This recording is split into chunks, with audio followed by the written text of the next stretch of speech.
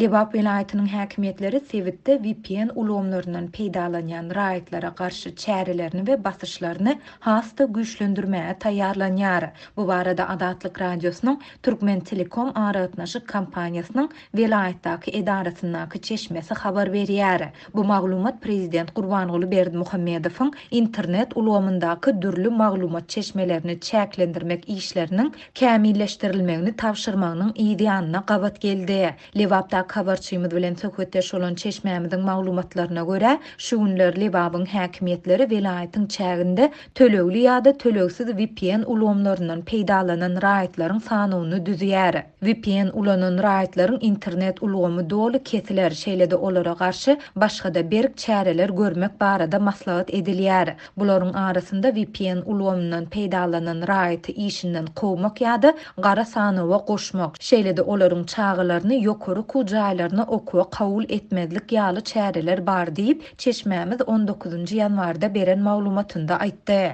Türkmenistanda berk döwlet gödäwçiligindäki Türkmen Telekom araýatnaşyk kompaniýasy ýurdun ýeketäk internet üçinçisidir. Çeşmämiz şu günler vilayetde raýatlaryň öýlerine, ýagny öý telefonlaryna interneti çekmek işleriniň hem tas dolu towtadylandygyny belliýär. Şu ýyla geçip ýagny 2022-nji ýylyň başyndan bäri Lebapda ýekeje öý telefonuny hem internet çekilmedi. Mart aýyna çenli hiç bir raýatyň öý telefonuna internet geçirmezlik barada ýokurdan ýörüýte tawşyryk berildi diýilip çeşmämiz sözüne goşdy. Şeýle-de ol geçen ýylyň soňky 3 aýynyň dowamynda vilayet boýunça diňe 5 sany hojalygy Wi-Fi hyzmatynyň birikdirilip berilendigini we munyň edaranyň taryhynda raýatlaryň öýüne iň az Wi-Fi geçirilen 3 aý bolandygyny hem aýtdy. Öňden interneti bar bolup, emma 3 aý tölegi geçirip bilmedik raýatlaryň internetleri kesilýär. Bu ýagdaýlar müşteriler bilen kompaniýanyň ýerlerdäki resmileriniň arasynda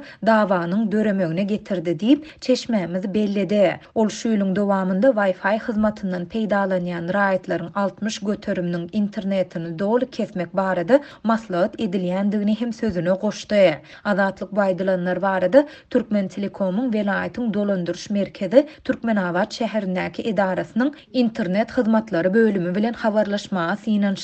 Ýöne redaksiýamyzyň 19-njy ýanwarda sagat 14:00-17:30 aralygynda telefon arkaly eden ýigderle synanşygy netije bermedi. Bu maglumat goňşy Gazakstanda bolan protestleriň fonunda Prezident Berdimuhammedowyň internet ulgamyndaky dürli maglumat çeşmelerini çäklendirmek işleriniň kämilleşdirilmegini tawşyrmagynyň ideýanyna gabat geldi. Döwlet başlutany bu tawşyrygyny 12-nji ýanwarda Döwlet Howpsuzlyk Geňeşiniň Giňişleýin mejlisinde mälim edip, ýurdun Milli Howpsuzlyk Ministrliginde Sewit döwletlerinde bolup geçýän harby, syýasy we howpsuzlyk ýagdaýlarynyň ýigderli öwrenilmegini we olaryň Türkmenistana ýetirip biljek täsirleriniň seljerilmegini hem talap etdi. Berdimuhammedowyň bu çykyşyndan soň ýurdun Mary we Lebap vilayetlerinde ilata berilýän internetiň çäklendirilýändigi we mobil araýatnaşyk ulgamynyň kadaly işlemeýändigi barada hem maglumatlar gelip gowuşdy. Türkmenistan internet adatlygy boýunça halkara hasabatlarda dünýä ýurtlarynyň arasynda iň ýyzaki setirlerde ýerleşdirilýär we türkmen rejimi interneti berk çäklendirmekde tanqid edilýär. Ýurtda Facebook, Twitter, YouTube ýaly sosial platformalar, WhatsApp, Telegram, Viber ýaly messengerler, galybersede döwlet gödäwçiligindäki saytlardan daşary ençemi habar saytlary petikli saklanýar. Bu saytlardan peýdalanmaga isleg bildirýän raýatlar VPN ulanmaga mejbur bolýar. Türkmenistanyň araýatnaşyk hakyndaky Türkmenistanda internet torunyň ösüşini we internet hyzmatlaryny etmege hukuk taýdan düzgünleşdirmek hakyndaky we maglumat we onu gorumak hakyndaky kanunlarynda VPN ulamlaryndan peýdalanmak we onuň düzgünleri barada hiç zat aýdylmaýar.